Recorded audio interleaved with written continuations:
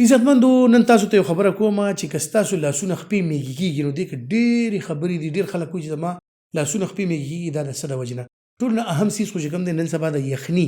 نو په یخنۍ کې ظاهره خبره چې خپې لاسونه ډېر زیات یخ شي هغه به میږي کېږي. خو که فرض کړه دې نه علاوه هم کېږي او خاص کر د دې زنانو کې ډېر زیات کېږي نو دا د فولادو کمی کېدی شي، دا د کیلشیم کمی کېدی شي، دا د وټامین ډي کمی کېدی شي، دا د وټامین بي کمپلیکس کمی کېدی شي. نو دې دپاره د ټول نه اهم څیز چې کوم دی دا ده چې مونږه د وینې مقدار پوروي. زموږ خوراک کې کیلشیم وي، وټامین ډي وي، مونږ خوراک کې په آیرن وي، زموږ خوراک کې وټامین سی وي، بي کمپلیکس وي.